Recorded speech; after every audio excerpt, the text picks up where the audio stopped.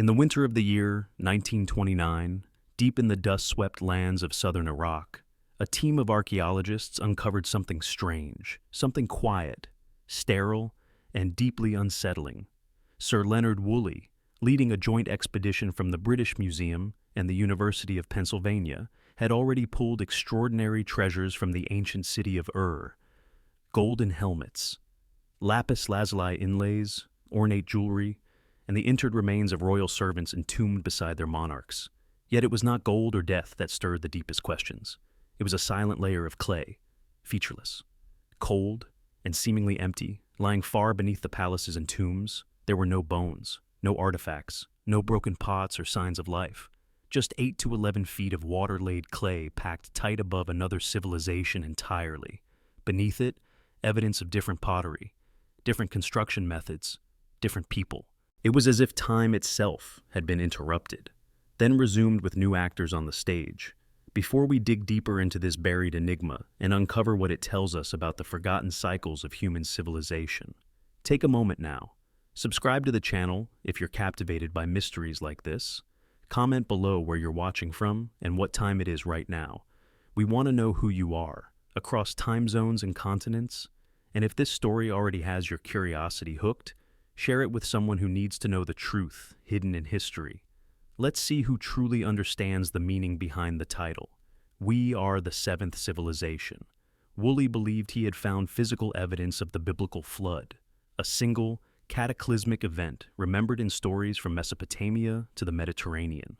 But modern analysis tells a more nuanced and more terrifying story. That thick, sterile layer is not a one-time event. It represents a pattern. Civilizations buried not only by silt, but by silence. Beneath the clay were the remnants of a world lost, not just structurally, but culturally. Pottery styles changed. Architectural methods shifted. Even the social fabric seemed to unravel and reweave itself in a different pattern. What emerged after the flood was not merely a reconstruction, but a replacement. It was as though humanity had been rebooted, with only fragments of the past carried forward. Archaeologists have since uncovered similar disruptions in other regions, places where cultural layers don't gradually evolve, but instead break, sharply, like a snapped bone. One way of life ends, another begins. Often, there's a literal or metaphorical flood between them. These aren't just random events or isolated disasters. They appear as part of a deeper rhythm, a recurring heartbeat in human history. Rise, flourish, collapse, forget. And the deeper we dig, both into the earth and into our own myths, the more clearly we see the outlines of a civilization that has died many times and been born again under different names. Consider the Sumerian king list, one of humanity's earliest known texts. It tells of kings who reigned for thousands of years before a great flood swept them all away. Afterward, kingship descended from heaven again, and a new lineage began. At first glance, these tales seem impossibly mythical, absurdly long reigns, divine intervention, global floods. But when aligned with archaeological evidence like the trench at Ur, something strange happens. The myth and the dirt start to rhyme. What if those legends weren't just metaphors, but fragmented memories of very real collapses? What if they are distorted echoes of civilizations that truly did end, some in fire, some in water, some in silence, and were remembered not in stone or script, but in story? This possibility reframes the human journey. We like to think of ourselves as the apex of an uninterrupted climb, hunter-gatherers to farmers, farmers to cities, cities to space. But what if this ladder is really a spiral?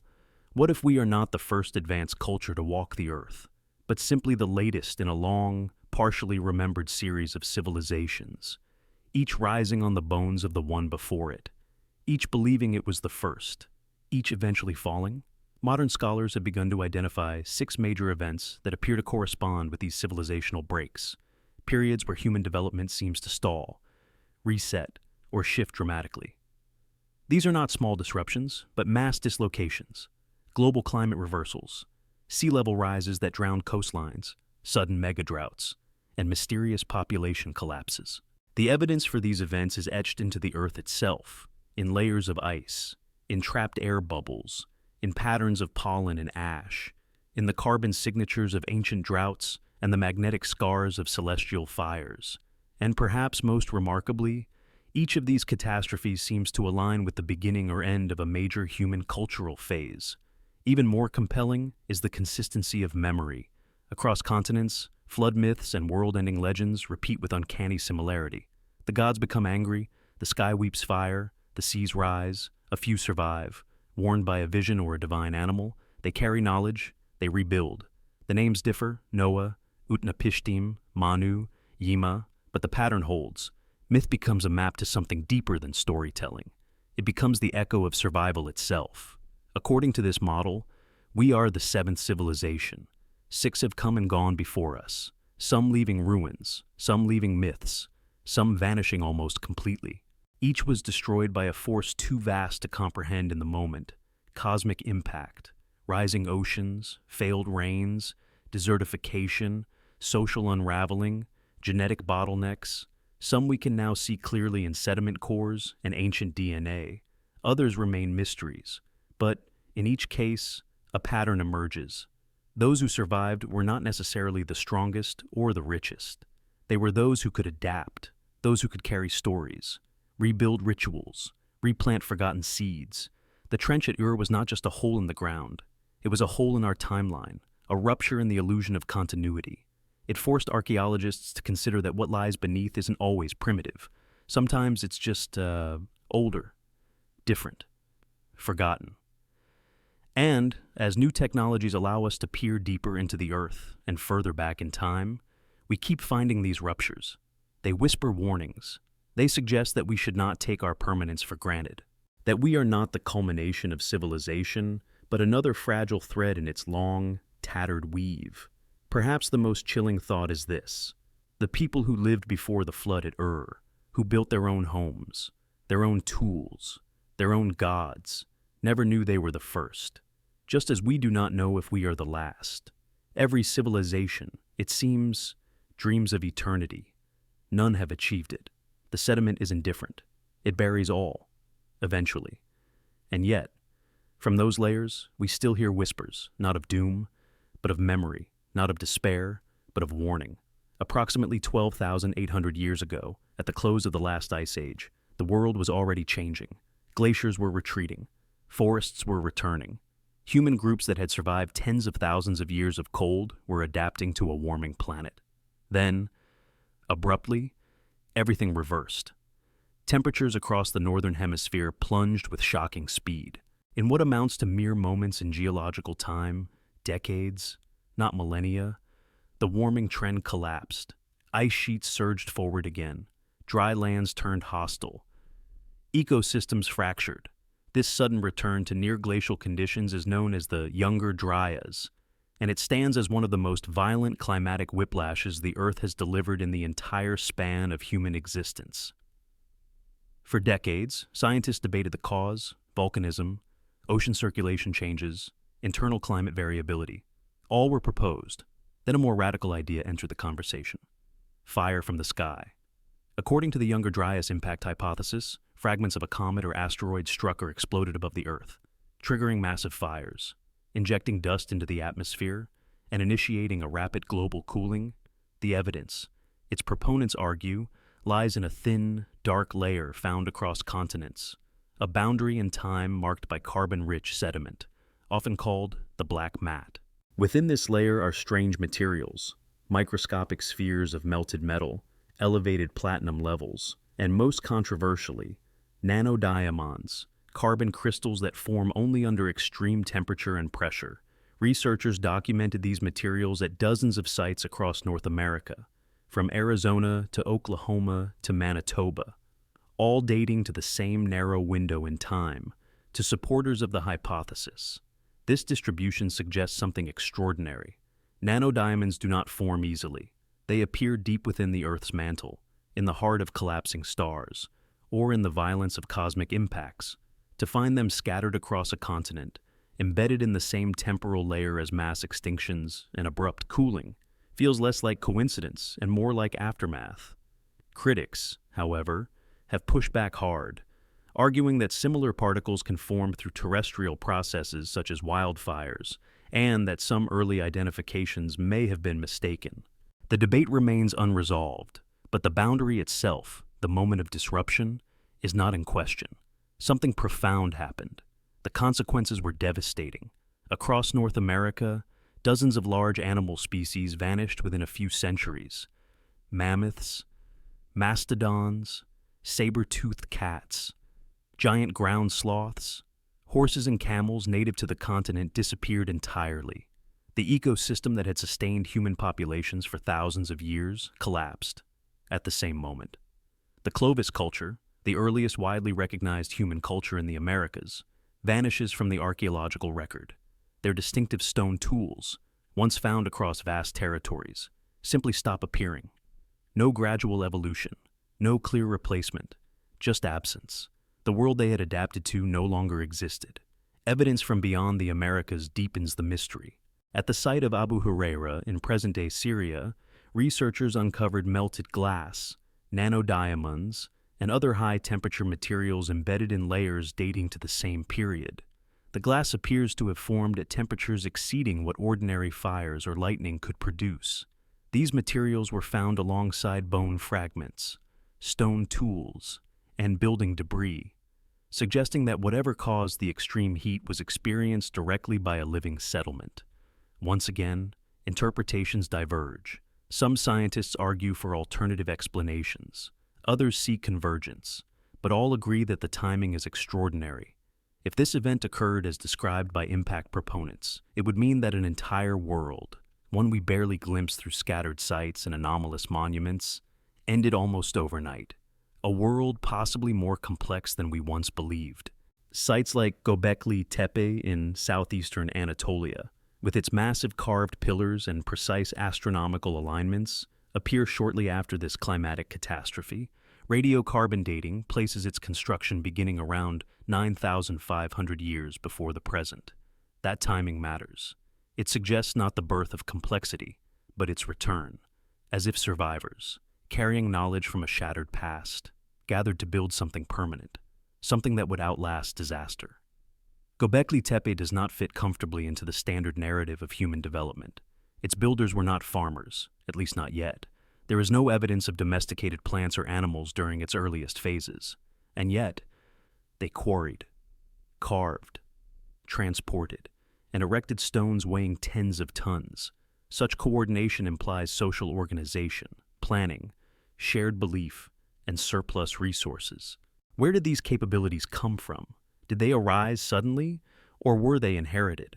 One possibility, still deeply controversial, is that the people who built Göbekli Tepe were the descendants of an earlier, more sophisticated hunter-gatherer society, one that flourished during the warming at the end of the Ice Age and was then shattered by catastrophe, the Younger Dryas event.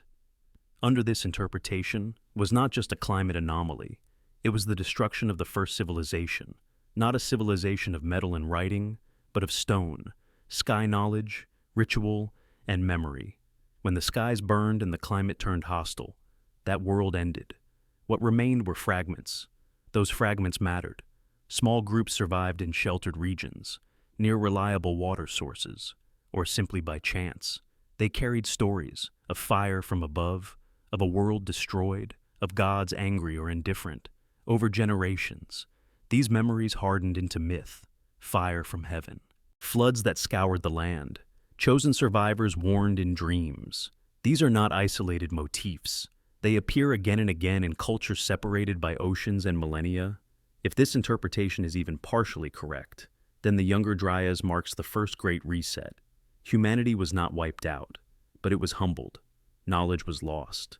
Populations shrank. The path forward changed. Agriculture may have emerged not as a triumph of progress, but as a survival strategy in a colder, less predictable world. The monuments that followed may not have celebrated beginnings, but endings. The first civilization, then, did not fall to war or decadence.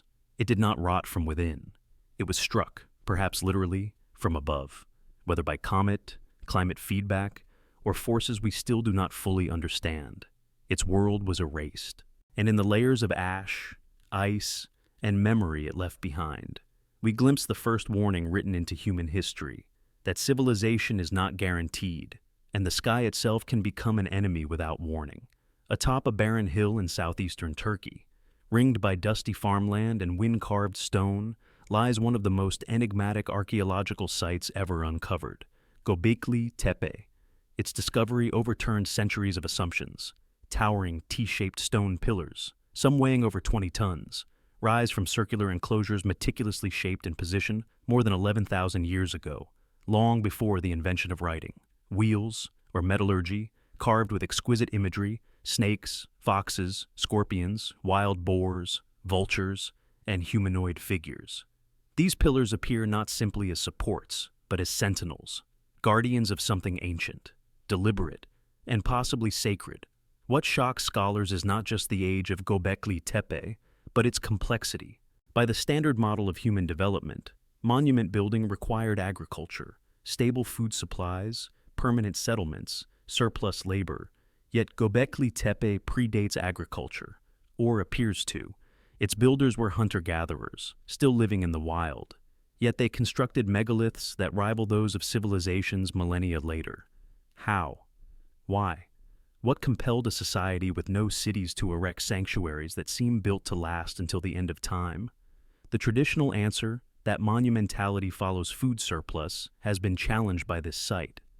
Klaus Schmidt, the archaeologist who led excavations for decades, proposed something revolutionary, that the desire to build sacred spaces came first, and that it was this spiritual motivation which eventually forced the development of agriculture.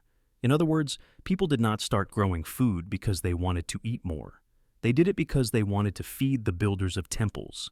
They wanted to gather at sacred places, to sustain ritual, to remember, to reconnect. This flips the entire Neolithic narrative. The beginnings of civilization may have sprung not from economic necessity, but from spiritual urgency. And that spiritual drive may have been rooted in something deeper still, a memory of loss. After all, Göbekli Tepe was not a village. No one lived there. It was a place of assembly, of gathering, possibly pilgrimage, possibly mourning. The scale and symbolism suggest a people reaching backward, attempting to anchor knowledge, to hold on to something that was already slipping away. There are at least 20 known enclosures at the site, arranged in circles or ellipses. Only a handful have been fully excavated. Each is dominated by twin central pillars, looming and abstract, like silent figures frozen mid-motion. The other pillars ring them like an audience or a council. Some bear arms and hands folded across their bellies. Others are bare. The iconography remains mysterious, more suggestive than conclusive. Yet, patterns emerge. The animals are not simply decorative. They seem chosen. They recur. Their positioning aligns with celestial phenomena, hinting at an astronomical function. Some researchers argue that the carvings record star positions, solstices, or even comet impacts. If so, the site may be a library in stone, a sky-aligned tablet built to outlast fire and flood. And then, most remarkably, it was buried. Around 8,000 years before the present, Göbekli Tepe was deliberately entombed in soil, not left to decay, but entombed, carefully filled, covered, preserved. This is not abandonment. It is closure, a ritual interment of a sacred space. Why? Perhaps the builders no longer needed it. Perhaps what they had feared had passed. Or perhaps, again, conditions had changed. Climate, society, leadership, and they feared desecration. To bury is to protect. The burial ensured that the site would remain hidden and whole, waiting silently beneath the earth until the 20th century brought it to light once more. All of this raises the most tantalizing question. What came before Göbekli Tepe? Such sophistication, symbolic, astronomical, architectural, does not emerge in a vacuum. These skills were not invented overnight.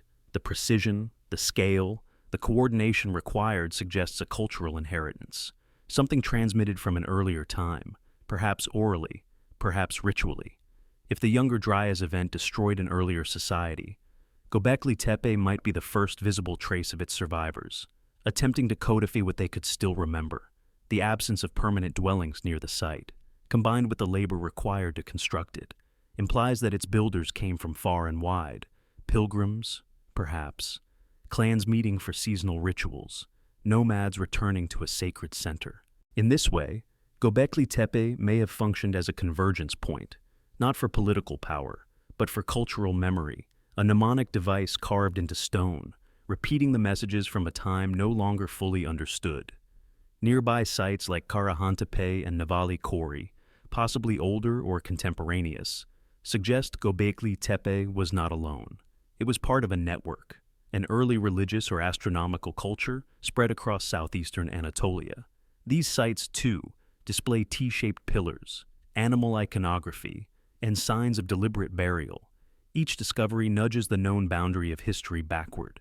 Each suggests that the people of this period possessed not only tools and techniques, but ideas of legacy, cosmology, permanence. Could it be that these stone circles were built by the descendants of a shattered world, driven by memory and awe to preserve what remained? They're monuments, rather than origin points, maybe resurrections, echoes of a structure that once stood, now lost. But remembered in pattern and ritual, the enclosures speak in the grammar of repetition. Their builders did not experiment. They replicated the same forms, the same alignments, as though following instructions too sacred or too ancient to alter. This framework invites a rethinking of what early civilization means. Civilization is not merely cities, writing, and kings. It is the organization of knowledge, the recognition of time, the construction of meaning. By this broader measure, the builders of Göbekli Tepe were heirs to civilization already. One we barely know, one destroyed by forces they could not resist, one that left them only memory, stars, and stone. As the last ice age loosened its grip on the Earth, the planet did not simply warm, it transformed. Massive glaciers that had blanketed the northern hemisphere began to collapse as they melted. They released an inconceivable volume of water, trillions of tons, pouring into rivers, lakes, and eventually the oceans. Sea levels, which had stood nearly 120 meters lower than today, began to rise. And they didn't just rise slowly, they surged in violent pulses. Coastal plains became marshes. Marshes became shallow seas. Rivers shifted, islands appeared and vanished. And with every meter the sea advanced, it erased something. A campsite, a forest, a shoreline trail, a home. Over generations, entire worlds disappeared beneath the waves. Today, these drowned landscapes lie hidden under shallow continental shelves. But 20,000 years ago, they were the heartlands of human habitation. Doggerland, a vast expanse that once connected Britain to continental Europe, was a lush, river-threaded plain rich in game, fish, and shelter. It is now buried beneath the cold waters of the North Sea, the Persian Gulf. Far from being a sea, was once a fertile valley where the combined waters of the Tigris and Euphrates flowed into a river delta that emptied far to the south of its present mouth. Sundaland, now fragmented into Indonesia and Malaysia's island chains, was a continuous landmass extending into the tropics, teeming with rivers, animals, and complex human settlements. These were not marginal, primitive zones. They were prime real estate, fertile, well-watered, and abundant in food. Archaeological studies and marine explorations suggest these coastal regions were among the densest centers of human population in the post-glacial world. The sea took them slowly, but unstoppably. And what it took, it buried beneath layers of silt and silence. Unlike inland settlements that leave behind mounds, bones, and fire pits, these drowned cities are almost unreachable. The ocean is an unforgiving archivist. It does not preserve. It buries, erodes, consumes. That, perhaps, is why so much of early human history seems to appear suddenly. The Ubaid culture in southern Mesopotamia, for example, arrives with fully formed architecture, pottery styles, and irrigation techniques. Their cities seem to spring from nowhere, but perhaps they did not emerge. Perhaps they retreated, migrating inland as their coastal homeland vanished beneath rising tides. The same may be true of early Japanese Jomon culture, or the mysterious peoples of India's Gulf of Cambay, where sonar scans have identified rectilinear structures now submerged beneath tens of meters of water. Flood myths, those tales of drowning worlds, divine warnings, and survival through water, appear across the earth. In Mesopotamia, the Epic of Gilgamesh describes Utnapishtim, who is warned by a god to build a boat and save the seed of life before the great flood comes. In India, the god Vishnu appears as a fish to warn Manu of the impending deluge. In China, Emperor Yu the Great earns his legacy by taming the great floods. In the Americas, Hopi, Inca, and Maya all speak of water destroying earlier worlds, and in each, a few are saved, not at random, but because of foresight or favor. These myths are too consistent, too global, to dismiss as coincidence. They may not reflect a single event, but a shared experience, the generational trauma of the sea rising. We imagine floods as sudden, violent events, storms and tsunamis, but for these ancient peoples, the flood was slow, insidious, and relentless. A creeping enemy. Year by year, the shoreline moved. Salt poisoned fresh water. Sacred sites vanished. Ancestors' graves were swallowed. Villages were abandoned. Generations passed, and the stories of those losses crystallized into myth. Memory became metaphor. Survival became sacred. Geological data supports the power of this narrative. Around 14,600 years ago, meltwater pulse 1. A raised global sea levels by as much as 25 meters in just 4 centuries. That's more than 6 centimeters per year, a rate rapid enough to visibly change coastlines within a human lifetime. Imagine being a child watching the sea creep closer to your village every season. Imagine being an elder recalling hills that once stood dry, now lost to the waves. Imagine explaining to your grandchildren why their home must be left behind. Now, imagine this happening over and over, for thousands of years.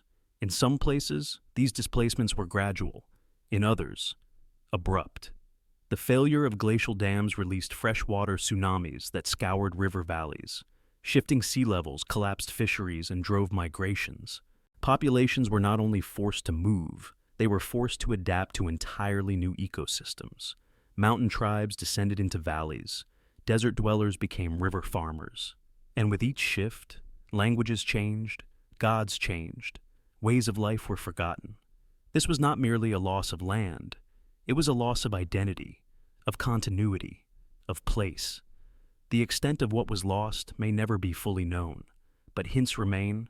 Off the coast of Britain, fishermen still dredge up antlers, stone tools, and even human bones, ghosts of Doggerland's vanished world.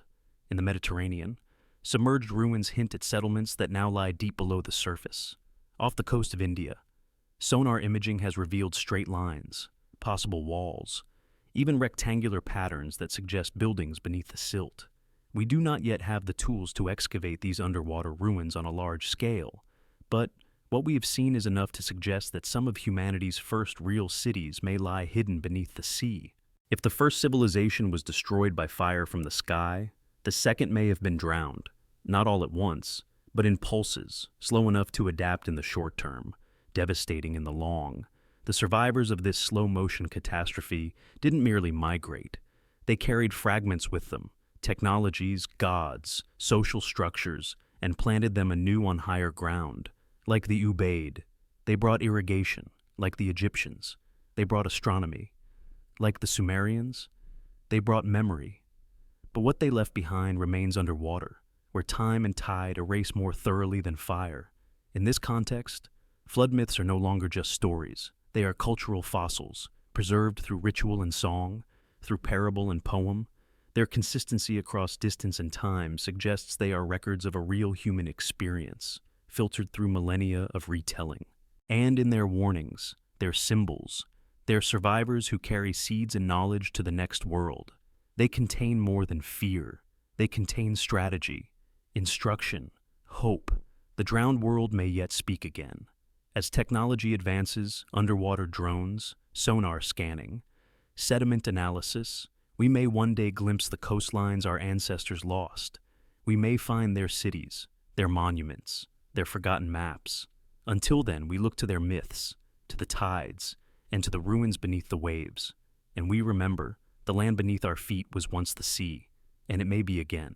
When we speak of the flood, the mind leaps to images of catastrophe, a storm, a god's vengeance, an ark on turbulent waters. But the truth hidden in the sediment and oral memory of ancient peoples is more subtle and more haunting. The flood that reshaped civilization wasn't a single violent surge, but a slow drowning, a multi-generational erasure that devoured the most fertile, accessible, and populated lands on Earth. Entire coastlines vanished. Inland deltas became bays. Great rivers found new mouths. And through it all, people ran from the water, over centuries, repeating the same patterns: abandon, rebuild, remember, mythologize. In Mesopotamia, around 7,000 years ago, the Ubaid culture emerged seemingly from nowhere in the southern lowlands. Their towns, like Eridu, were complex and orderly. They had temples built in successive layers, each rising on the bones of the last. They possessed pottery styles and architectural knowledge that appeared fully formed. No clear developmental trail links them to earlier local peoples. This abrupt emergence has long puzzled archaeologists. But viewed through the lens of sea level rise, a new explanation takes shape. The Ubaid may have been refugees from the drowned Persian Gulf basin, bringing with them the salvaged pieces of a vanished civilization. Imagine the narrative in human terms. A coastal people, agricultural, spiritual, astronomically attuned, watch as the sea inches closer each season. Salt creeps into fields. Water buries shrines. Children are taught to remember what used to be there, even as it disappears. Generations pass. The old homeland becomes a legend. Eventually, the only path is inland, where riverbanks are still dry and land can still be claimed. There, amid strangers, they rebuild. But the old cities are never truly gone. They live on in ritual blueprints, sacred alignments, architectural memory. Cities like Eridu do not begin from nothing. They begin from remembrance. And the story is not isolated. In Southeast Asia, as Sundaland submerged, the island peoples of what would become Indonesia, Malaysia, and the Philippines began spreading into new territory. The DNA record shows pulses of migration. Languages shifted. Seafaring skills evolved quickly, perhaps driven by necessity. In the Pacific, Austronesian expansion began shortly after the final stages of flooding. The same may be true in the Mediterranean, India, and even the Americas, all over the world. Population centers seem to shift inland during this period, and myths of flood, migration, and loss begin to flourish. The idea of a slow flood may seem less dramatic than a singular deluge, but it is far more traumatic. A sudden disaster brings panic and grief. A slow one brings erosion of hope. You cannot rebuild when you know the sea will take it again. You cannot farm the same fields when they turn to salt. And you cannot keep burying your dead in the same sacred place when the water rises over their graves. This is a psychological collapse as much as a physical one, an accumulation of loss across centuries, hollowing out identity and tradition until memory is all that remains. It's in this context that we must understand the mythic language of flood stories. They speak not just of water, but of endings, of warnings unheeded, of civilizations whose pride or complacency left them vulnerable. In these stories, the flood is never just natural. It is judgment, or fate, or cosmic rebalancing, and always, there are survivors. Those who listen, those who prepare, those who carry something forward, a seed, a book, a memory. These survivors aren't random. They are chosen by story and culture because they represent resilience, adaptability, continuity. Even the biblical flood story, with its structured chronology, 40 days of rain, a year adrift, a mountaintop landing, carries echoes of real, cumulative experience. Archaeological evidence suggests recurrent flooding events in Mesopotamia, not just from sea level rise, but also from river overflows and seasonal deluges worsened by climatic shifts. To a people living on the edge of drowned memories, any flood could feel like the next step in a divine judgment that never quite ended. One of the most fascinating parallels exists in how flood myths begin with divine warning and end with divine promise. The gods, or the cosmos, destroy, but they also offer survival, instructions, signs. In Mesopotamian myth, Utnapishtim receives blueprints for his ark. In Indian myth, Manu is told by a talking fish what to do. In the Hebrew Bible, Noah is commanded by God. In all cases, the survivors are not chosen randomly. They are warned, given a chance to act. This emphasis on knowledge, foresight, and obedience may reflect a deep cultural memory of survival as a product not of strength, but of awareness. It is this survival through knowledge that links the flood myths to the monuments that follow them. Sites like Göbekli Tepe, Nabta Playa, and later ziggurats may serve a dual function, ritual space and knowledge vault, in their alignments, carvings, and layers. They preserve ways of knowing, seasons, stars, histories. Perhaps the people who built them feared not only another flood of water, but a flood of forgetting. They feared that unless wisdom was carved into stone, it would vanish with the people forced to move, to scatter, to start over. We can also look to subsistence patterns and agricultural shifts in this period for evidence of forced adaptation. As lower lands drowned, communities moved to uplands, where rainfall was less predictable and irrigation more difficult. This may have catalyzed the development of new farming techniques, new crops, and the domestication of animals suited for marginal landscapes. In this way, the flood did not just destroy, it pressured innovation. Not all who fled the waters were ruined. Some became builders, farmers, engineers, and eventually storytellers. But perhaps the most tragic element is that many who remembered the drowning never forgot the sea's hunger. Even after they found safety, they passed down the stories, the names of old cities, the outlines of vanished coastlines, the rituals of their ancestors. Myths became a way of speaking about things that could not be explained, why the ocean once lived further away, why the rivers shifted, why the earth took and never gave back. In this way, the flood became a living part of culture, a metaphor for every kind of loss. In the modern age, we have sonar, satellites, oceanography. We know the sea once stood much lower. We know the maps of Ice Age Earth looked entirely different. We know where rivers once flowed that now lie beneath the waves. But ancient people had no such tools. What they had were memories, and the stories they told became the blueprints of survival. We dismiss myth at our peril, for hidden within them may be the last messages of the drowned, instructions in metaphor, fragments of data sung around fires, warnings from a world that slowly ceased to exist. Not all collapses are loud. Some arrive quietly, in the absence of things once taken for granted, in a sky that does not darken with rain, in rivers that trickle instead of flood, in fields that fail without warning. Approximately 8,200 years ago, one of the most severe climatic disruptions in post-glacial history shook the foundation of the emerging Neolithic world.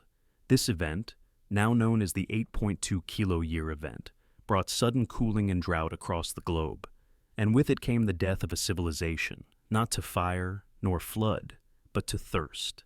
In Greenland's ice cores, the story is written in layers. A dramatic temperature drop unfolds within a matter of decades. Tree rings in Europe record stunted growth and shortened seasons. Lake beds across Africa and Asia preserve chemical signatures of drought so severe that entire ecosystems blinked out of existence. What caused this sudden chill? The evidence points to a cataclysmic outburst from massive glacial lakes, Agassiz and Ojibwe, that had formed in North America. As the last remnants of the Ice Age melted, these freshwater lakes were held back by unstable ice dams. When those dams finally gave way, unimaginable volumes of frigid fresh water poured into the North Atlantic, disrupting the ocean's heat transport systems and plunging the climate into chaos. The people of the pre-pottery Neolithic B period, who had built some of the first permanent settlements, bore the brunt of this shock. These were not scattered bands of nomads. They were agricultural societies, cultivating crops, domesticating animals, building multi-room dwellings. Their cities, Jericho, Catalhoyuk, Ain Ghazal, had populations in the thousands. They practiced elaborate burial rites, constructed sacred spaces, and produced art of great beauty and emotional power. They had, by all appearances, begun to master their environment, and then the environment betrayed them. The rains did not come, fields dried, springs faltered, crops failed. In some regions, the change was swift. In others, it dragged across generations like a slow strangulation. At Catalhoyuk, evidence shows a dramatic reorganization of space, abandonment of older buildings, a shift in diet, and signs of stress. At Ain Ghazal, population dropped precipitously, and the iconic statues, once central to ritual life, vanished. The complex societies of the Levant fractured into smaller, more mobile communities. Large towns became villages. Villages dissolved into camps. This was more than adaptation. It was regression. Not in intelligence or skill, but in density, structure, ambition. The monumental energy that had produced grand communal projects, organized labor, and intricate religious systems disappeared. In its place arose pragmatism, smaller, more flexible groups, less reliant on fragile agricultural cycles, where possible. People moved toward reliable water sources, rivers, springs, highland catchments. Others took to pastoralism, herding animals across wide landscapes in search of surviving grass. The desert was growing. Permanence was no longer a luxury they could afford. And it wasn't only the Near East. Across Europe, signs of disruption appear in archaeological strata. Settlements shrink. Artifacts become simpler. Pollen records show shifts in vegetation, indicating colder, drier climates. In the British Isles, forests gave way to heath. In the Alps, evidence of abandonment in highland zones suggests that even the more temperate uplands became difficult to survive in. The collapse was not total, but it was transformative.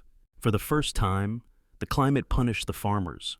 Up to this point, agriculture had seemed a ticket to abundance, but it also made communities vulnerable. Rain-fed fields failed first. Irrigated systems were rare or non-existent. Surplus dried up. Hierarchies, built on the predictable yields of previous decades, crumbled. Priests who once interpreted the stars found their gods silent. Leaders who managed grain stores found them empty. And the people, left with little choice, left. This period may have laid the foundation for the great riverine civilizations that followed. The Tigris, the Euphrates, the Nile, each became magnets for survivors. In these river valleys, the possibility of irrigation offered a way to escape the tyranny of the sky. In other words, it wasn't religious awakening or political genius that built the first true cities. It was climate trauma, a forced centralization of survivors clustering around the only reliable sources of life, water. The emotional weight of this event is hard to imagine. A generation might experience the initial stress, but it would be the second or third who felt the full consequences. Children growing up, hearing stories of better times, grandparents remembering cities that no longer existed, rituals to call back the rain, songs that mourned dry rivers. The gods, it must have seemed, had turned their faces away. In many ways, the 8.2 kilo-year event was a lesson in ecological dependence. It revealed just how thin the line was between abundance and starvation. It taught humanity that mastery over nature was an illusion, that climate does not bargain, it simply changes, and those who cannot change with it vanish. This was not a punishment from the sky, but a recalibration of life's limits, and those who could not recalibrate were buried under sand, wind, and silence. Yet even in collapse, there was continuity. The survivors took what they could: seeds, tools, stories. They moved, and in the narrow bands of survivable land, they began again. The villages that grew in the wake of this event became the roots of later greatness. But something was lost, an innocence. Perhaps a belief in the constancy of the world. From now on, those who built civilizations would do so with an eye on the sky, a dread of the dry season, and a fear of what silence from the clouds might mean. Thus ended the third civilization. It was not destroyed by an external shock of rock or water, but by the disappearance of something invisible, rain. Its monuments did not fall in battle. They were quietly abandoned, brick by brick, memory by memory. In the end, it was not fire or flood that broke them. It was absence, a void where once there had been life. There was a time, not imagined, but real, when the vast Sahara Desert was green, a savanna of grasslands, lakes, forests, and rivers sprawled across what is today one of the harshest environments on Earth. Between 10,000 and 5,000 years ago, the Sahara was a thriving cradle of life. It teemed with elephants, hippos, giraffes, crocodiles, and human communities who lived by herding, fishing, and farming. These early Saharan societies left behind an abundance of rock art, detailed depictions of their lives carved and painted onto stone outcrops in places like Tassili N'Ajjer in Algeria and Tadrat Akakis in Libya. They show men swimming in lakes, children herding cattle, people dancing under open skies. The desert, now desolate, was once Edenic. This flourishing period, known as the African humid period, was made possible by orbital mechanics. The Earth's axial tilt in orbit brought more solar energy to the northern hemisphere, intensifying the African monsoon and drawing rains deep into the continent. The transformation was dramatic. Where today's sand stretches unbroken for hundreds of kilometers, there were once rivers fed by seasonal storms, lakes rivaling the Great Lakes of North America, and lush meadows supporting complex food webs. The Green Sahara supported tens of thousands of humans across a landscape that, to us now, seems utterly lifeless. Archaeological evidence from sites like Gobero in Niger shows that these people lived in large, semi-permanent settlements. The remains of fish, crocodile, and freshwater mussels are found alongside finely made pottery, bone tools, and human burials, some adorned with grave goods and deliberate placement, suggesting spiritual or ritual awareness. In some locations, burial grounds span generations, with evidence of cultural continuity over centuries. These were not fleeting encampments. They were communities, organized and adapted to a landscape that provided abundantly, and then the rains began to die. Beginning around 5,500 years ago, the Earth's orbit slowly shifted again. The monsoons weakened, rainfall diminished, lakes began to shrink, rivers slowed, then stopped. The green world dried, and what followed was one of the most devastating and rapid environmental transformations in human history. The Sahara did not turn to desert slowly. It crossed a tipping point. As vegetation disappeared, the ground reflected more sunlight, which in turn further reduced rainfall, a feedback loop that accelerated desertification. Within a few centuries, the grasslands were gone, the lakes turned to salt, the sky became a ceiling of dust. For the people who lived in this world, it was nothing short of apocalypse. The evidence of this collapse is visible across the region. At Nabta Playa in southern Egypt, once home to megalithic stone circles aligned with the summer solstice, habitation ends abruptly. Nearby wells dried, pastures vanished. The sophisticated astronomical site, perhaps one of the earliest in the world, was abandoned. Gobero, too, saw a final burial, followed by silence. No more human activity, just wind, just dust. This was not a localized disaster. It was a continental collapse. Entire populations were forced to migrate. Many moved toward the Nile, the only remaining stable water source in the region. The sudden influx of pastoralist and nomadic peoples into the Nile Valley, around 3,500 BCE, coincides with the rise of early Egyptian civilization.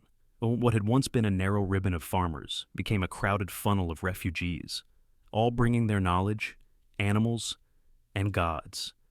The influence of the Sahara's lost peoples is still visible in Egypt's foundational mythology. The sky goddess Nut, often depicted as a cow arching across the heavens, echoes Saharan pastoral symbolism. The emphasis on cattle, both ritually and economically, finds its roots in the green pastures of the vanished desert, and the megalithic alignment of temples and pyramids may descend from traditions first practiced under the open sky of Nabta Playa, where the rising of Sirius marked the beginning of the flood season. But if some knowledge survived, much was lost. The desertification of the Sahara erased not only environments, but languages, rituals, oral traditions, and ways of life refined over millennia. The rock art left behind shows a progression from vibrant hunting scenes to herding, then to depictions of camels, animals only introduced to the region after desertification was already advanced. The shift in subject matter is a chronicle of decline. The world depicted shrinks with time. By the final period, the animals are gone, the humans are fewer, the stories seem quieter, and yet, those final artists still painted, they still carved, they still remembered. What makes this civilizational collapse particularly devastating is that it stemmed not from external violence, but from the Earth's own slow breath. The same orbital changes that once greened the desert eventually killed it. There was no comet, no war, no plague, just the sky ceasing to deliver what it once had. The knowledge of how to live in the desert did not save them, because the desert they had known no longer existed. Some researchers suggest that the rapid pace of the change played a key role. As rains retreated southward, Feedback loops caused desertification to accelerate at a rate too fast for societies to adapt. The populations who had flourished for thousands of years were forced to compress their culture into a few generations of flight, memory, and abandonment. The exodus from the Sahara may be one of the largest climate-driven migrations in human prehistory. The fourth civilization, then, was undone by drought. Not ordinary drought, but the total erasure of an ecosystem. Their lakes became mirages, their homes became tombs, and the people who had once measured the heavens from green fields were scattered across the continent, their ancestors carrying fragments of lost knowledge into the future. Some became Egyptians, others moved further south into the Sahel. A few remained, adapting to nomadic life with goats and camels. The Sahara, once blooming, became a graveyard of memory. Today, we think of deserts as timeless, but the Sahara is young. Its current form is barely older than the pyramids. Beneath its sands lie the bones of crocodiles, fish, giraffes, and people. Their tools remain, their paintings endure, their stars still shine. And we, the seventh civilization, inherit their warnings that the earth does not owe us constancy, that green can turn to gold, and that even the sky can forget to rain. As the Sahara withered under a collapsing monsoon, its people, once dwellers of fertile plains and shimmering lakes, became wanderers. Their flight was not random. They followed the same logic all humans have followed in times of crisis, toward water, toward life. And no waterway called louder, nor held more promise than the Nile, fed by rains that fell far to the south and coursed northward with mathematical consistency. The Nile did not shrink as the Sahara died. Instead, it became a refuge, a thread of green running through the brown, a lifebelt along which civilization could reform. But the arrival of these migrants was not just a demographic event. It was a fusion of worlds. The indigenous peoples of the Nile Valley, descendants of hunter-gatherers and early agriculturalists, were joined by waves of Saharan refugees. These were not passive victims. They brought cattle, astronomy, spiritual traditions, and technologies honed in the crucible of a collapsing climate. The resulting cultural synthesis seeded what would become Egyptian civilization, one of the most enduring and sophisticated in human history. The evidence of this inheritance lies both in the archaeological record and in the symbolic language of early dynastic Egypt. Cattle imagery is everywhere, on palette carvings, tomb walls, ceremonial items. The Apis bull, sacred to the gods, was not merely an agricultural asset but a cosmic symbol. In Saharan rock art, dating back thousands of years before Egypt's first pharaohs, similar depictions of revered cattle abound. The iconography echoes, the reverence persists, the transfer is unmistakable. Even more compelling is the alignment of astronomical knowledge. At Nabta Playa, now buried beneath desert sands, stone circles and alignments show a clear understanding of the summer solstice, and possibly the heliacal rising of Sirius, the star whose appearance marked the coming of the Nile flood. This same celestial event would later anchor the Egyptian calendar, one of the most accurate of the ancient world. It suggests not invention, but continuity, a preservation of sky lore carried from one dying land into another where it could be reborn. This migration didn't just reshape the Nile culturally, it reshaped it spiritually. The sudden concentration of diverse groups, each with their own traditions, required new forms of social organization. The Nile's linear geography, a narrow strip of arable land hemmed in by desert, forced centralization. Villages had to coordinate irrigation, communities had to share flood predictions. The conditions favored the emergence of hierarchies, priesthoods, calendars, and ritual complexity. Out of necessity, order emerged. We can see the fingerprints of this process in Eridu-like succession patterns in Nile temples. In southern Mesopotamia, Ubaid temples were built one atop another, preserving sacred layouts across centuries. In Hierakonpolis and Abydos, early Egyptian temples reveal similar behavior: reconstruction along fixed axes, reuse of foundation stones, ceremonial continuity. This is not coincidence. It is the cultural echo of refugees remembering a world already gone. The convergence also had biological dimensions. Genetic studies of mummified remains and early Nile Valley burials show a complex mixture of sub-Saharan, Saharan, and Near Eastern lineages. These were not isolated people building alone in the desert. They were the heirs of multiple lineages, converging in one of the few places where environmental stability still allowed complexity to flourish. But even as the Nile became a sanctuary, it too bore the psychological scars of the catastrophe that drove people to it. The obsession with order, the emphasis on ritual precision, the monumental scale of tombs and temples, these may all reflect an inherited anxiety, the fear of another ending. Egyptian religion is built on the concept of eternal recurrence, the cyclical nature of time, the balancing of ma'at, cosmic order, against isfet, chaos. This is more than philosophy. It may be civilizational memory encoded into theology. In this context, the pyramids become not just tombs, but statements of defiance, against decay, against forgetting, against loss. They are the architectural equivalent of flood myths, reminders that what was once known can be buried, but should never be erased. The priests of Heliopolis studied the stars not just to worship, but to predict, to guard against change. The scribes recorded names, genealogies, deeds, not just for posterity, but as a way of defending memory against the desert. It's worth noting that Egypt was one of the few early civilizations to define itself as a rebirth. The unification of Upper and Lower Egypt is mythologized as the joining of opposites, desert and river, death and life. The Nile itself was a symbol of regeneration, its annual flood both feared and revered, to a culture born from climate collapse and migration. This metaphor wasn't abstract, it was personal. It reflected their lived experience. The migrants from the Sahara didn't come empty-handed. They came with resilience, a cultural hardening forged in the crucible of environmental destruction. They had lost everything except their knowledge, and that knowledge became seed stock for a new civilization. And Egypt, with its temples aligned to the stars, its gods who rowed boats through the underworld, its pharaohs who became eternal, was the fruit of that seed. So while the Green Sahara died, it did not vanish. It became part of the Nile's inheritance, braided into the mythology, the architecture, the governance, and the ritual life of Egypt. This is how civilizations survive catastrophe, not by resisting change, but by carrying forward what matters most: knowledge, story, meaning. The fourth civilization fell, but its essence endured, not in the land it once called home, but in a narrow ribbon of green that flowed like memory through the desert. There are times in history when collapse does not belong to one kingdom or city, but unfolds like a wave that rolls across continents, leaving fractured societies and scattered survivors in its wake.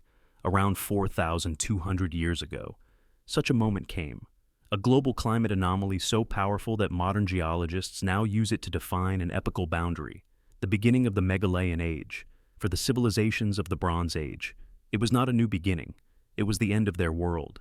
In Mesopotamia, the Akkadian Empire, the world's first true empire, was at its peak, from the Persian Gulf to the Mediterranean. Its roads, laws, and trade networks stitched together a tapestry of diverse peoples under a single rule. Founded by Sargon of Akkad, the empire had united the ancient Sumerian city-states and brought with it innovations in administration, record-keeping, and imperial control. But its success was fragile, built on the tight balance of agricultural productivity, social hierarchy, and environmental predictability. When the balance tipped, the fall was swift. Excavations at Tel Leilan in northeastern Syria, a major Akkadian outpost, reveal the story in dust. Beneath the layers of collapsed walls and silent courtyards, scientists found a horizon of wind-blown silt, indicative of long-term drought. Fields that once grew barley and wheat turned to barren ground. The city, once home to tens of thousands, was suddenly abandoned, not in fire or conquest, but in stillness. No signs of war, no massacre, just absence. Similar stories played out across the Akkadian realm. In the north, agriculture failed as rainfall dwindled. In the south, the reduced flow of the Tigris and Euphrates meant that even irrigation could not save the fields. Pastoral nomads, displaced and hungry, began pushing into imperial lands. The Akkadians tried to stop them. They built a massive wall, the Repeller of the Amorites, a defensive barrier that stretched across Mesopotamia. It did not work. The empire fragmented. Central authority crumbled. The Gutians, a highland people described in Sumerian texts as uncivilized, took control of what was left. The Akkadian dream was over, and it was not alone. In Egypt, the Old Kingdom, which had constructed the Great Pyramids, was already weakened by internal political tensions. The Nile's inundation, once so predictable, began to falter. Records from the time describe years of low floods, and with them, famine. The central government could no longer provide grain. Provincial governors, nomarchs, seized more power. Social cohesion unraveled. Tomb inscriptions speak of chaos, starvation, and civil strife. In one chilling account, a noble claims that the whole of Upper Egypt died of hunger, and that people turned to cannibalism in desperation. Further east, the Indus Valley civilization, centered around the great cities of Harappa and Mohenjo-Daro, began a mysterious and prolonged decline. These cities, known for their grid planning, sanitation systems, and standardized weights, began to empty. Trade links to Mesopotamia dwindled. Brick-making quality declined. Eventually, the cities were abandoned. The people didn't vanish, but they shifted east, toward the Ganges Plains, where rainfall was more reliable. For a civilization that had thrived for nearly a millennium, this was not collapse overnight. It was a slow dissolution, the end of urbanism in the region for centuries. In China, the Liangzhu culture, a sophisticated Neolithic society known for jade artistry and massive hydraulic infrastructure, collapsed around the same time. Recent studies of cave formations, speleothems, have shown a sudden spike in rainfall, suggesting that catastrophic flooding, not drought, may have destroyed its cities. The very water they had mastered betrayed them. Their elaborate levees and canals could not contain the deluge. The civilization disappeared. This global event, the 4.2 kiloyear event, was not uniform in its expression. Some regions suffered drought, others floods. But the result was the same: agricultural disruption, mass migration, collapse of central authority. The very systems that had allowed civilization to flourish, central planning, urban concentration, dependence on trade, became liabilities in the face of climate instability. Complexity, once an asset, became a vulnerability. The emotional cost of this collapse is not recorded in the administrative tablets or royal stelae, but it lingers in the myths and laments of the survivors. In Sumer, the Curse of Akkad, a poetic lamentation, describes the gods turning against the people, unleashing hunger and chaos. The once great cities are likened to ghost towns. Crops wither, rivers fail, the heavens grow silent. Enlil changed his word, and with evil intent. The text says, "The storm swept over the city." These are not merely theological explanations. They are psychological responses to the collapse of an entire world view. It is tempting to see these events as separate, but the climatic data suggests a global synchronization. Ice cores from Greenland show temperature anomalies. Sediment cores from the Mediterranean show increased dust. Speleothem records from Oman and China show changes in monsoon patterns. Even coral samples from the Indian Ocean reflect shifting ocean salinity. The Earth was changing, and human societies, no matter how advanced, were unprepared. In the aftermath, survivors adapted. In Mesopotamia, the Neo-Sumerian Ur-III dynasty would rise a few centuries later, more centralized, more bureaucratic. In Egypt, the Middle Kingdom would emerge, with tighter state control. In the Indus region, new village-based cultures would arise, with different priorities. These were not resurrections, they were reinventions, shaped by the memory of what had failed. The fifth civilization, then, was brought down not by war or decay, but by the sky and earth rebelling. Rain disappeared. Rivers turned traitor. The systems humans had trusted no longer worked. In their place, new ones arose, but always haunted by what came before. The memory of cities emptied by silence, of fields turned to dust, of empires that forgot how to feed their people. It is here that the pattern becomes unmistakable. Again and again, civilization builds. It expands. It becomes interdependent, sophisticated, rich in art and ritual. And then, some external force strikes, a drought, a flood, a fire from the sky. The survivors scatter, some remember, most forget, until centuries later, someone builds again on the ruins, never quite aware of how many times the story has already been told. The city of Tel Leilan once pulsed with life. Located in northeastern Syria, it stood as one of the crown jewels of the Akkadian Empire, an imperial outpost linking the agricultural wealth of northern Mesopotamia with the administrative centers of the south.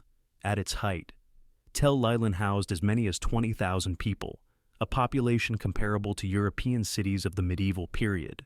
It had towering grain storage facilities, temples, broad avenues, and bureaucratic buildings filled with clay tablets recording everything from taxes to temple donations. Then, within a matter of years, everything changed. The city was abandoned. The streets filled not with merchants or priests, but with wind-blown dust. There are no signs of battle, no skeletons scattered across floors, no fires scorched into walls. Instead, archaeologists found a different kind of destruction: silence. Buildings once maintained with care were simply left to decay. Layers of loess dust settled in over time, blown in from surrounding fields that had become arid and barren.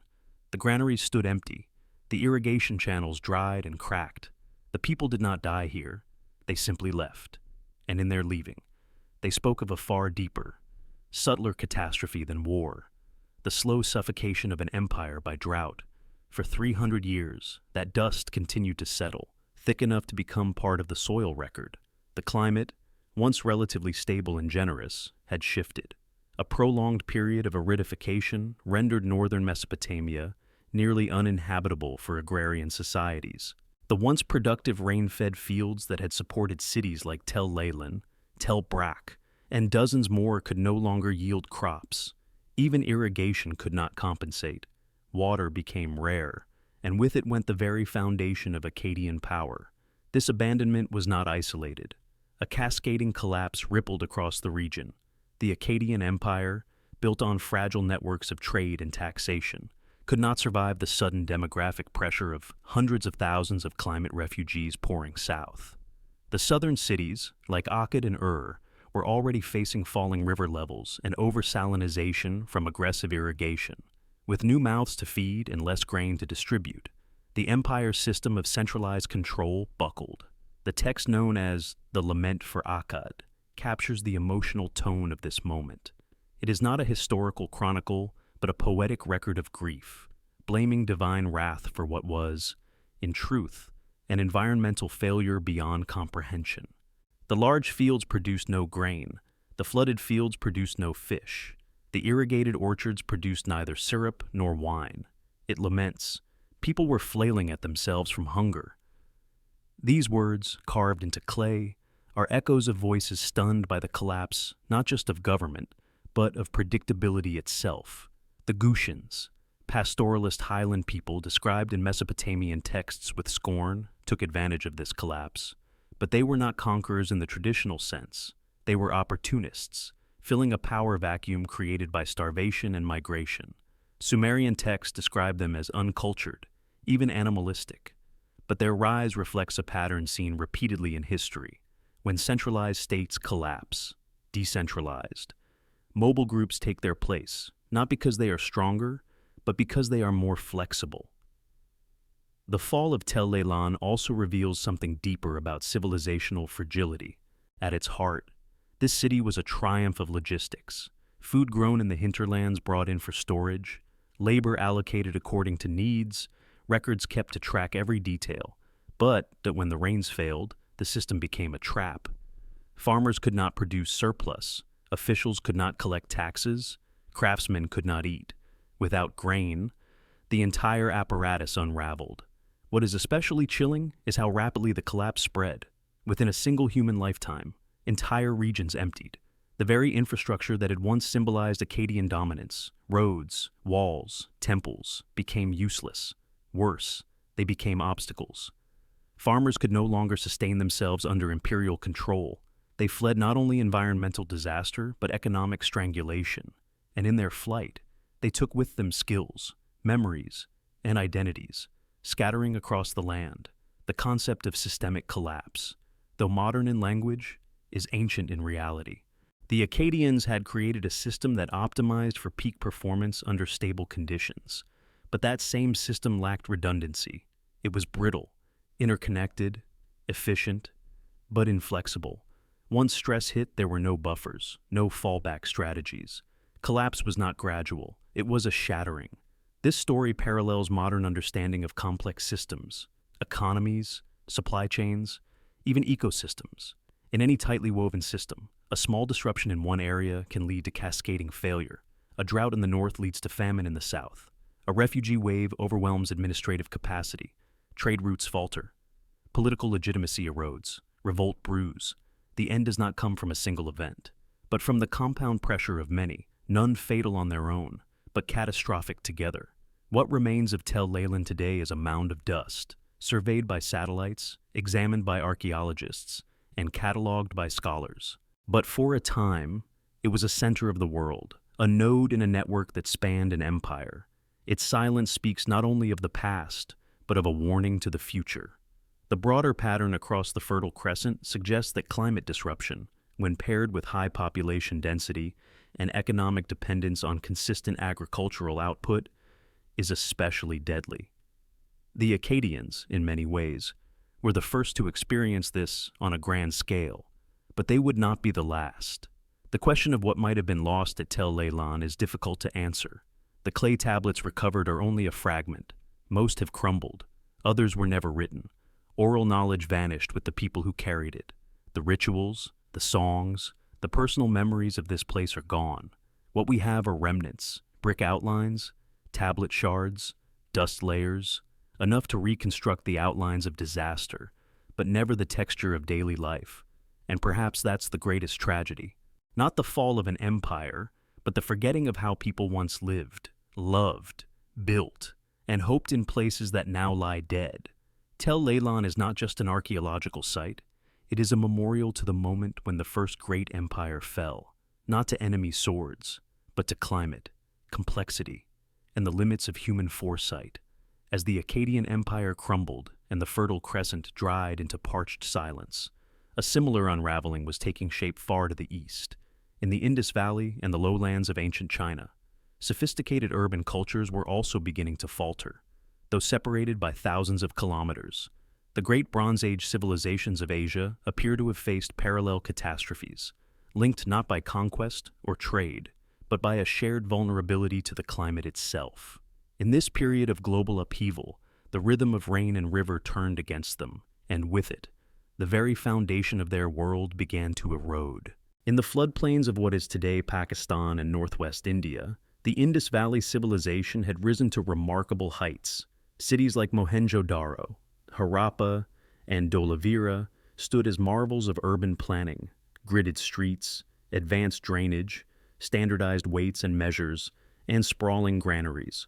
Unlike their contemporaries in Mesopotamia or Egypt, the Indus peoples left behind few statues of kings or grand temples to gods. Their power seemed rooted not in hierarchy, but in organization, balance, and an almost modern attention to infrastructure. And then, slowly, the cities emptied. There was no sign of sudden destruction, no burning, no invading armies, no mass graves. Instead, the decline appears in stages. Construction quality deteriorates. Streets fall into disrepair. Trade with Mesopotamia ceases. Neighborhoods are abandoned. Populations begin to shift eastward, toward the Ganges Plain, where rainfall remained more stable. The once orderly urban fabric frayed and dissolved, not with a scream, but with a long, gradual sigh. The causes of this decline have been debated for decades, but evidence now points to a profound disruption in the monsoon cycle, likely tied to the same climatic shift that devastated the Near East around 4,200 years ago. Speleothem records from Indian and Chinese caves show reduced precipitation and increased variability during this period. Rivers that had once been dependable, the lifeblood of the Indus cities, began to shift, dry up, or flood unpredictably. Without control over water, agriculture collapsed. Without agriculture, urban centers could not be sustained. At the same time, East Asia was undergoing its own turmoil. In the lower Yangtze region, the Liangzhu culture was flourishing, known for its exquisite jade carvings and large-scale water management projects. Liangzhu society had developed an urban system capable of controlling seasonal floods. Their engineering skills were so advanced that archaeologists once believed them to be influenced by later dynasties. But recent excavations have placed the Liangzhu zenith centuries earlier. Then, around the same time the Akkadians fell and the Indus cities declined, Liangzhu too disappeared, unlike the drought that plagued Mesopotamia and the Indus. The end of Liangzhu appears to have come from the opposite direction: deluge. Evidence from nearby cave formations and lake sediments indicates unprecedented rainfall and flooding, far beyond the capacity of even Liangzhu's sophisticated systems. The very water they had sought to control overwhelmed them. Their cities became uninhabitable, the people dispersed. Their jade artifacts, so carefully crafted, were buried in the mud. These contrasting yet concurrent collapses, drought in the west, floods in the east, highlight a critical truth. Climate catastrophe is not uniform. It expresses itself differently across regions, depending on geography, weather systems, and human vulnerability. Yet the outcome is the same. Cities fall, cultures scatter, memory fades. The synchrony of these collapses suggests a planetary climate disturbance, not local weather anomalies. Some researchers have proposed that changes in solar radiation, volcanic activity, or ocean circulation may have disrupted both the African monsoon and the Asian monsoon system simultaneously. Whatever the trigger, the result was a hemispheric shock wave, and no society, however advanced, was immune. What makes the collapse of these Eastern civilizations especially haunting is the absence of voice. The Indus Valley left behind no deciphered texts, only symbols, enigmatic seals carved into soapstone, bearing patterns we still cannot read. Liangzhu's jade plaques and ceremonial axes carry no inscriptions, only aesthetic precision. We do not know what they called their cities, their gods, their fears. We know only that they were there, that they thrived, and that they disappeared. In the wake of these collapses, new cultures emerged. In northern India, small village-based societies spread across the Ganges basin, laying the groundwork for later Vedic civilization. In China, the Xia dynasty, legendary in early texts and now supported by archaeological findings at Erlito, appears shortly after Liangzhu's fall. But these were not simple continuations. They were re-beginnings, forged in the shadow of disaster. The archaeological record tells us that even as cities fell, people adapted. They shifted from urban centers to rural communities. They diversified crops, adopted more mobile lifestyles, developed new social systems. Collapse did not mean extinction. It meant reorganization under pressure. But much was lost. Technologies, languages, art forms, perhaps entire worldviews. The vacuum left behind was filled by new myths, new gods, and new stories that helped survivors make sense of what had come before. We see this process reflected in mythology. In Chinese lore, the legendary Yu the Great is credited with taming the floods and founding civilization. In the Vedic tradition, there are references to earlier people and gods, to battles fought in the aftermath of great displacements. These may be mythic reflections of real memories, fragmented, reframed, but rooted in history. The survivors needed narratives to carry forward, and so they created them. The fifth civilization, then, did not fall in one place, but in many, nearly all at once. It was a web of cities, trade routes, ritual centers, and river cultures stretched across half the globe, severed by a climate system that turned against them. They were not foolish or decadent. They were vulnerable to rivers they thought they had mastered, to skies they trusted too much, to seasons that stopped behaving.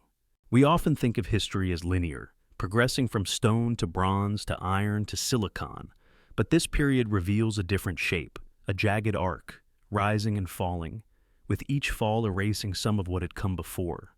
The cities of the Indus and Liangzhu were not preludes to later greatness. They were peaks of lost sophistication, standing on foundations we can barely recognize today. Their disappearance should not make us think of failure.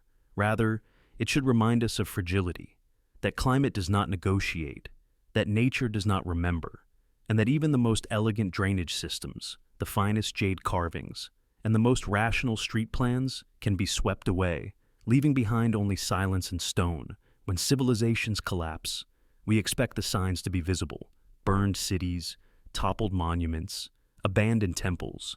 But not all collapses leave ruins.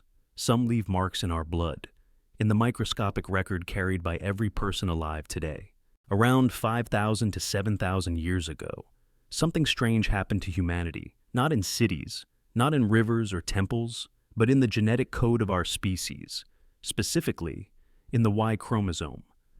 Passed from father to son, the thread of male lineage, across Eurasia and parts of Africa, the diversity of Y chromosome lineages collapsed. In genetic terms, it was as if almost every man alive at the time had only a handful of surviving male descendants. This event, now known as the Y chromosome bottleneck, is one of the most puzzling demographic phenomena in prehistory. What caused it?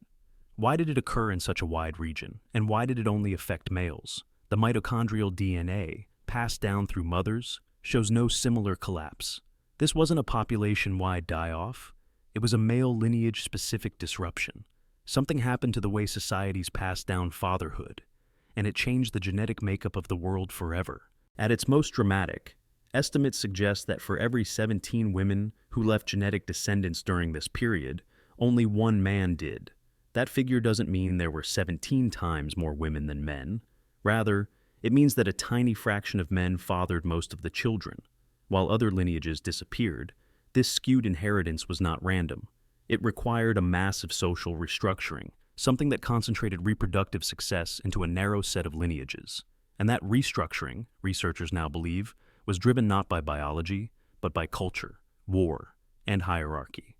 One leading theory centers on the rise of patrilineal clans, male kinship groups in which descent, property, and identity passed strictly through the father's line.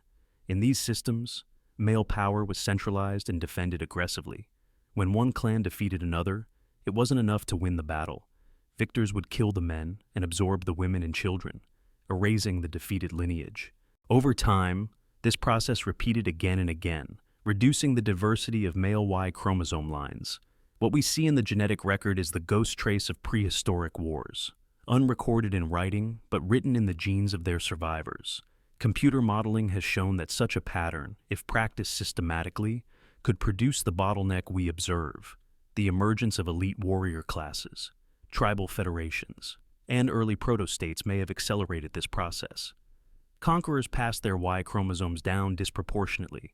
Subordinate males, whether killed, enslaved, or denied reproductive access, left no legacy.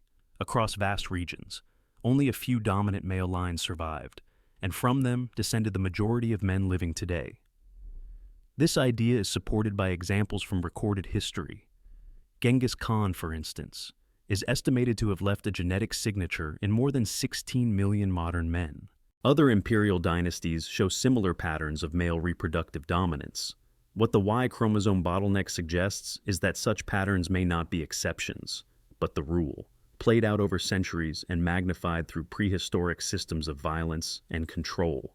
Another theory posits that the bottleneck may not have required overt violence, but could have arisen from social stratification.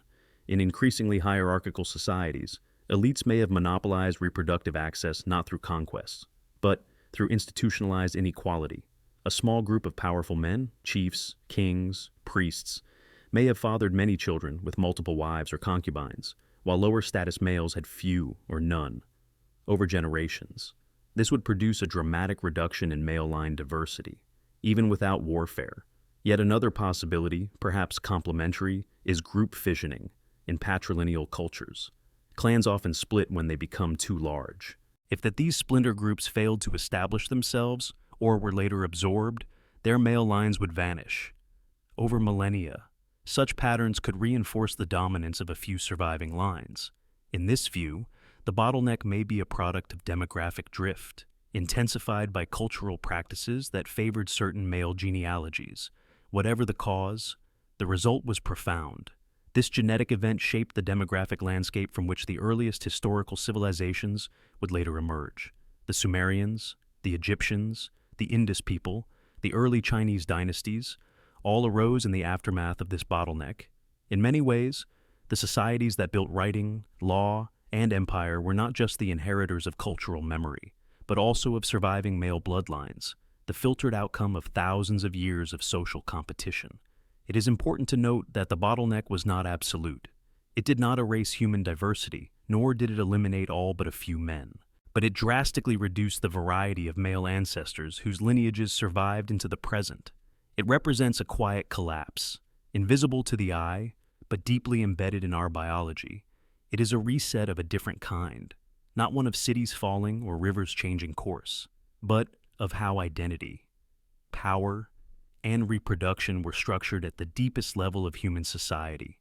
This event also marks a transformation in how humanity related to inheritance and hierarchy. In earlier periods, egalitarian hunter-gatherer groups likely maintained more balanced reproductive patterns. The bottleneck corresponds with a shift toward inherited status, wealth accumulation, and the control of women's reproductive lives. It is, in some sense, the genetic shadow of patriarchy's emergence, and a mirror reflecting the cost of civilization's ascent. Unlike the sudden destruction of a city by fire or flood, this collapse took place in silence, in social customs, in unrecorded conflicts, in forgotten migrations. It shaped not buildings or art, but gene pools. It was the beginning of a world in which identity became tied to clan and bloodline, where power could be passed down a father's line, and where the stories that survived were those told by the victor's descendants. It also means that many of the voices of the past, entire family lines, entire ways of life, were lost without a trace. Their memories, myths, and knowledge died with them. The few who remained inherited not just territory, but narrative. They got to decide what the future remembered. And in that selective memory, the bottleneck narrowed not just our genetics, but our cultural inheritance. We are the descendants of survivors, but not just of catastrophe survivors. We are also the children of a demographic filter that favored a certain kind of power, a certain kind of lineage, a certain kind of story. The Y chromosome bottleneck was not merely a population change. It was the foundation of a new social order, one that would set the tone for millennia to come. Long before archaeology and radiocarbon dating, long before satellite scans of buried cities or DNA sequences revealed our genetic past, human beings preserved their history another way, through myth, around fires, in temples, through chants and epics and cosmologies. Cultures told stories of worlds that had ended, of floods, fires, famines, and gods who reshaped the earth. These weren't simply metaphors. They were memories, carved into language and ritual, distorted by time but grounded in trauma. And when we look closely, a remarkable thing happens. These myths, separated by oceans and millennia, speak the same language. In Sumer, one of humanity's earliest literate civilizations, scribes compiled the Sumerian king list. It begins with a curious phrase: when kingship descended from heaven. It was an Eridu. The list names antediluvian kings who reigned for thousands of years, absurdly long spans by modern standards. Then it says, plainly, the flood swept over. Afterward, kingship returns, but the reigns are shorter, more human. This is not simply a political document. It's a framework. There was a world before the flood, and a world after.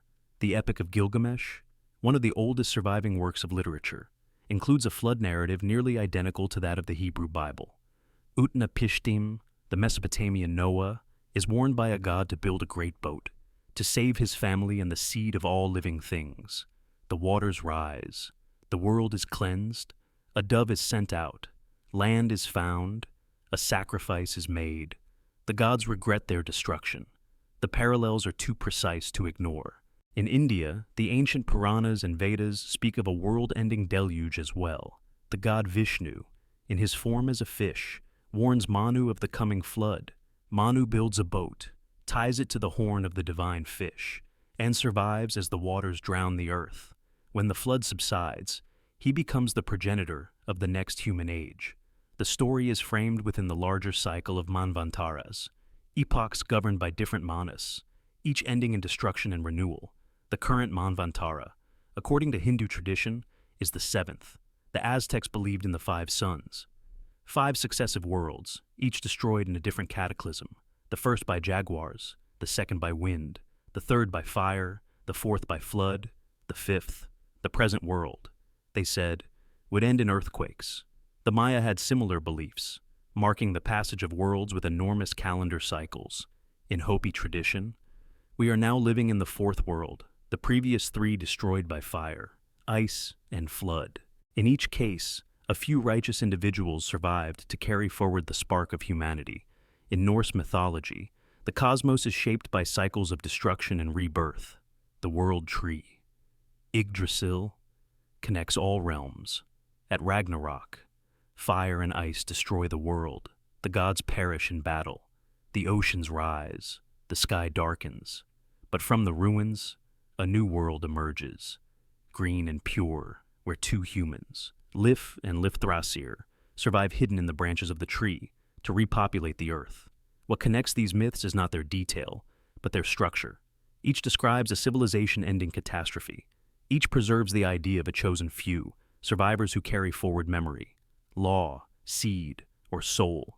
Each reflects an intuition that time is cyclical, not linear, and each mirrors, in its own symbolic language, the disruptions we now know to have occurred: climate reversals, floods, droughts, collapses, migrations. Are these just stories, or are they echoes of real events, passed down through generations, encoded in narrative form because there was no other way to remember? Modern scholars debate this. Some see in the myths a universal human response to natural disaster, a kind of psychological pattern recognition. Others argue for cultural diffusion, tracing flood stories back to a common Mesopotamian source. Still others, increasingly, suggest that these myths may reflect actual events, dimly remembered across millennia: the slow drowning of coastlines, the disappearance of stars during volcanic winters, the abrupt fall of cities in times of famine. Importantly, many of these stories do not only describe destruction, they describe transmission, the preservation of knowledge, the building of arks or temples, the encoding of calendars, the passing of sacred names. They serve the same function as Göbekli Tepe's stone circles, or Egypt's solar-aligned pyramids, to preserve meaning across catastrophe. Consider the symbolism of the seed. In the Epic of Gilgamesh, Utnapishtim is told to bring aboard not only animals and family, but the seed of all living things. In India, Manu rescues the Vedas themselves, preserving not just life, but law and wisdom. These are not random details. They reflect an ancient understanding. Survival is not enough. Continuity of knowledge is essential. Even the act of naming the ages, of counting previous worlds, previous destructions, is significant. It is a way of placing one's own civilization within a larger story, of recognizing that we are not the first, and may not be the last. The seventh civilization is not a modern invention. It is a motif embedded in global mythology. Of course, these myths are not scientific records. They are shaped by cultural values, cosmologies, and metaphor. They contain exaggerations, divine characters, impossibly long lifespans, but within them may lie fossils of memory, compressed, refracted, mythologized, but real. And perhaps that is the point. Myths do not survive because they are literally true. They survive because they are emotionally true, because they encode truths too complex or too painful to state plainly. That the world can end, that everything familiar can be swept away, that we must be ready, that we must remember.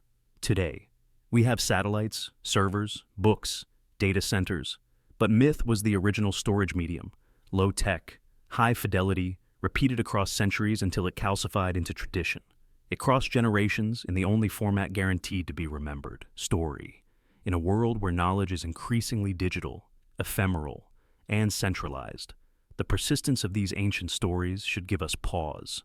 They lasted because they were embedded in ritual, sung aloud, carved in stone, tied to seasons and stars. They were not forgotten because forgetting them would have meant death. Perhaps we should listen more carefully, not to the literal details, but to the patterns. Civilizations rise, they grow complex, they forget their fragility. Then the flood, or the drought, or the fire comes, and from a remnant, the cycle begins again. We, too, tell stories of technological progress, of permanence, of mastery. But what if the older stories of fragility, of survival, of humility before nature hold the keys to a different kind of wisdom? In the myths of destruction and renewal, we find a mirror, and perhaps, if we choose to look clearly, a map. We are told we live at the pinnacle of history. Our buildings stretch toward the heavens. Our machines speak to satellites. Our knowledge circles the globe in seconds. We record everything. We measure stars, manipulate genes, split atoms. We believe ourselves immune to the fates of those who came before. Yet if the pattern holds, if the rise and fall of human civilizations follows a rhythm deeper than any one culture, we may be merely another chapter, another iteration in a much longer story. We may be, as the evidence suggests, the seventh civilization. The idea is not mere metaphor. Across 6 prior collapses, humans have risen, built, achieved, and fallen. Sometimes it was fire, sometimes water, sometimes the slow, strangling grip of drought, sometimes it was invisible, like a genetic bottleneck. And each time, the survivors were not those with the grandest temples or the sharpest weapons, but those who could adapt, who could carry fragments of meaning across the void. Civilization, it turns out, is not a straight road. It is a cycle, and we are its current riders. But this 7th iteration is different. Never before has a civilization reached such scale, not just in population or technology, but in interconnectedness. A drought in one part of the globe can now ripple through commodity markets, spark political instability, collapse supply chains. A pathogen can leap continents in hours. A solar flare could wipe out satellites and crash our digital memory. Unlike past civilizations, which were insulated by distance and diversity, we are one system, efficient, precise, and therefore fragile. And we face not one threat, but many. Climate change, accelerated by our own actions, threatens to undo the environmental stability upon which all agriculture depends. Nuclear weapons, built in a few frantic decades, still linger in arsenals capable of ending human civilization in hours. Artificial intelligence, growing faster than our ethical frameworks, may introduce dangers we can't yet imagine. Biotechnology, capable of creating synthetic pathogens, opens doors that evolution never did. And all this depends on systems, digital, economic, infrastructural, that require constant, uninterrupted function. The 5th civilization fell because the rains didn't come. The 6th shifted beneath our notice, encoded in chromosomes. What if the 7th ends in silence, servers blinking off, satellites failing, fuel lines empty, and a generation growing up without the skills to recover what was lost?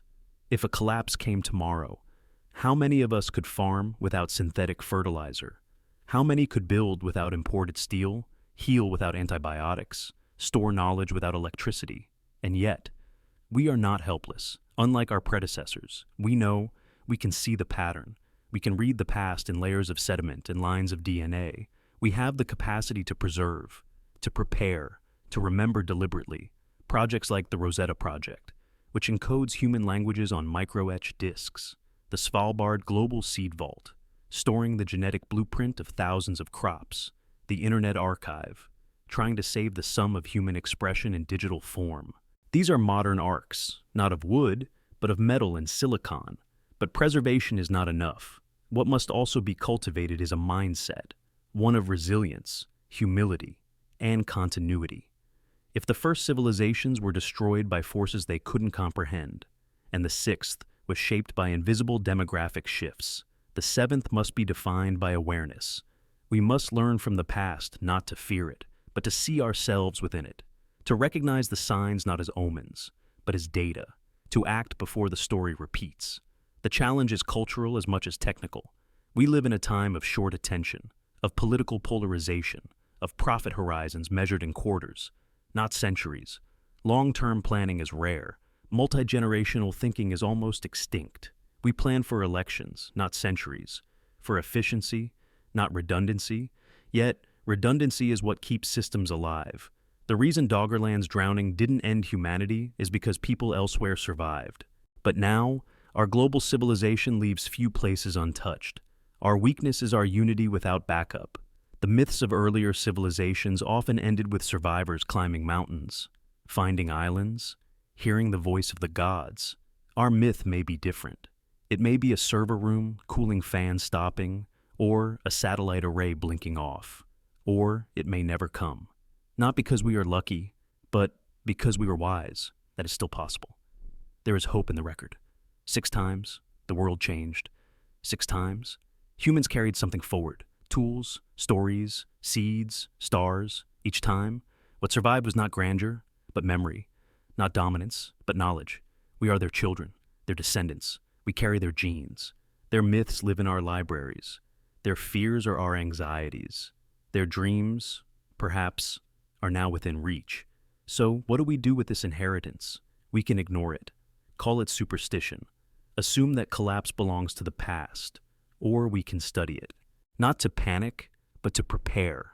Not to surrender to doom, but to build better. To teach skills that endure beyond power grids. To encode knowledge in durable formats. To think not just of economic growth, but of civilizational continuity. This is the choice the 7th civilization faces. To be the last iteration, or to become the first that breaks the cycle, the first to anticipate collapse and absorb it, to bend without breaking, to mourn what is lost, but not lose the thread. We cannot guarantee success, but we can do what no prior civilization could, plan with the whole pattern in view. The sediment will continue to fall. Ice cores will continue to trap the memory of our atmosphere. Coral will grow, layer by layer, recording temperature and chemistry. And somewhere, archaeologists of the future, human or otherwise, may look back on this time.